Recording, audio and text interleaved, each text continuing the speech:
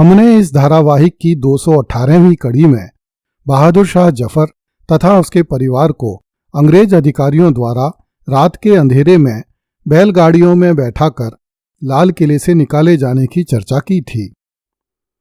एक बार पुनः हम बहादुर शाह जफर के काफिले की तरफ चलते हैं, जो बड़ी शांति के साथ दिल्ली से रंगून की तरफ बढ़ रहा है। बैलगाड़ियों एवं पालकियों में यात्रा कर रहा यह काफिला जब कानपुर रेलवे स्टेशन के निकट से होकर गुजरा तो इन लोगों ने जीवन में पहली बार एक ट्रेन को देखा जिसमें भाप का इंजन लगा हुआ था और बहुत से लोग ट्रेन में उतर और चढ़ रहे थे। रेलवे स्टेशन पर एक अंग्रेजी बैंड इंग्लिश मैन की धुन बजा रहा था। बादशाह ने बड़ी हैरत से इस नए उभरते हुए हिंदुस्तान को देखा जो ट्रेन में बैठकर यात्रा कर रहा था और अंग्रेजी बाजा सुन रहा था। उभरते हुए नए भारत में किलों, घोड़ों, तलवारों एवं पालकियों का समय पीछे छूट रहा था और पिस्तौलों से लेकर बम बरसाने वाली तोपों तथा ट्रेनों का समय आ गया था। किंतु इस नए उभरते हुए हिंदुस्तान में बाबर के बेटों के लिए कोई स्थान नहीं रह गया था। उन्हें अब अपना भविष्य रंगून में तलाशना था। इलाहाबाद में इन लोगों को बैलगाड़ियों एवं पालकियों से उतारकर स्टीमर में बैठाया गया। बाबर के इन दुर्भाग्यशाली बेटों ने जीवन में पहली बार भाप से चलने वाला स्टीमर देखा। शाही परिवार को गंगा जी के रास्ते ही कलकत्ता तक ले जाया गया।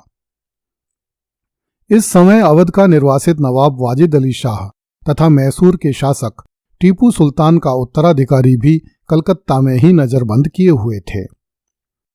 शाही कैदियों को 4 दिसंबर 1858 को प्रातः 10 बजे कलकत्ता में एक जंगी जहाज में चढ़ाया गया और वे लोग लेफ्टिनेंट ओमेनी के नेतृत्व में तुरंत बर्मा के लिए चल पड़े। बाबर के बेटों ने पहली बार अंग्रेजों के जंगी जहाज के दर्शन किए। यह इतना विशाल था और इसमें इतने सारे घोड़े, गाय, बैल, मुर्गियां, सूअर तथा इंसान लादे हुए थे जिन्हें देखकर अचंभा होता था। जब यह जंगी जहाज रंगून पहुंचा तो लेफ्टिनेंट ओमेनी को यह देखकर खीज हुई कि भारत से बंदी बनाकर लाए गए बादशाह और उसकी मल्लिकाओं को देखने के लिए बर्मा के बहुत सारे लोग रंगून के बंदरगाह पर खड़े हुए थे। जाने कैसे इन लोगों को बादशाह को रंगून लाए जाने का समाचार मिल गया था। इन लोगों को श्वेडागोन नामक एक पगोडा के निकट एक छोटे से मकान में ले जाकर बंद कर दिया गया। कुछ दिनों बाद एक अन्य घर में स्थानांतरित किया गया। अब शाही परिवार का जीवन इसी जेल में सीमित था, जिसे वे अपना नया महल या नया मकान कह सकते थे। बहादुर शाह जफर उर्दू का अच्छा शायर था। गालिब, दाग, मोमिन और जौक के सानिध्य के कारण उसकी कविता उन्हीं कवियों के स्तर की हो गई थी। कुछ अंग्रेज अधिकारियों ने अपनी डायरियों में लिखा है कि जब बहादुर शाह जफर को लाल किले की गंदी कोठरी में बंद कर दिया गया था तब बहादुर शाह जफर जली हुई तीलियों से कविताएं लिखा करता था।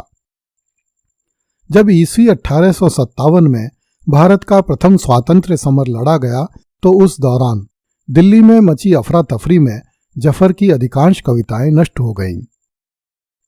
बहादुर शाह जफर की बची हुई कविताओं को बहादुर शाह की मृत्यु के कई साल बाद कुलिया-ई-जफर शीर्षक से प्रकाशित किया गया। कहते हैं कि एक बार उर्दू जानने वाले एक अंग्रेज ने बहादुर शाह पर व्यंग्य किया, दम दमे में दम नहीं, अब खैर मांगो जान की, ए जफर ठंडी हुई शमशीर हिंदुस्तान की।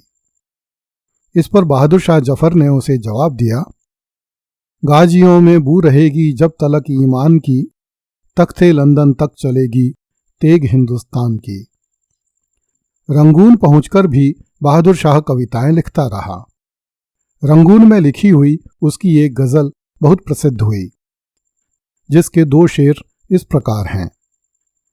दिन जिंदगी के खत्म हुए शाम हो गई, फैला के पांव सोएंगे कुंजे मजार में, कितना है बदनसीब जफर, दफन के लिए 2 गज जमीन भी न मिली कुए यार में।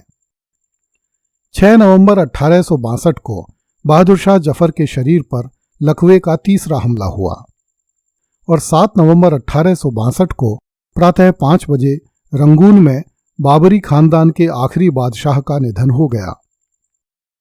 अंग्रेजों ने निश्चय किया कि बहादुर शाह का शव ऐसी जगह दफनाया जाए जहां कोई उसे ढूंढ न सके। इसलिए श्वेडागोन पैगोडा के निकट शाम 4 बजे चुपचाप उसे दफना दिया गया। जब उसके शव को दफन किया गया तब केवल 2 शहजादों और 1 कर्मचारी को मौजूद रहने की अनुमति दी गई। बहादुर शाह जफर चाहता था कि उसे दिल्ली के मेहरौली में दफन किया जाए, जहां उसके बाप दादों के शव भी दफन किए गए थे, किंतु अंग्रेजों ने बहादुर शाह की यह इच्छा पूरी नहीं होने दी। कुछ दिनों में कब्र के आसपास घास उग गई और लोग भूल गए कि रंगून में कभी कोई जफर नाम का बादशाह रहता था। यह एक अलग बात है कि भारत, पाकिस्तान एवं बांग्लादेश में आज भी कई सड़कों के नाम बहादुर शाह जफर के नाम पर हैं। 17 जुलाई 1886 को 94 वर्ष की आयु में रंगून में ही बेगम जीनत महल की मृत्यु हुई। तब तक बहादुर शाह जफर की कब्र कहाँ थी यह किसी को याद नहीं था। इसलिए बेगम के शव को अनुमान से उसी परिसर में एक पेड़ के निकट दफना दिया गया। जीनत महल का एक पोता भी रंगून में मरा। उसे भी अपने दादा दादी की कब्र के पास दफनाया गया। ईस्वी 1905 में मुगल बादशाह की कब्र की पहचान और उसे सम्मान देने के लिए रंगून के मुसलमान समुदाय ने आवाज उठाई। लगभग 2 सालों तक चले इस तीव्र आंदोलन के बाद ईस्वी 1907 में रंगून की ब्रिटिश सरकार ने बहादुर शाह तथा जीनत महल की कब्रों पर पत्थर लगवाने को स्वीकृति दी।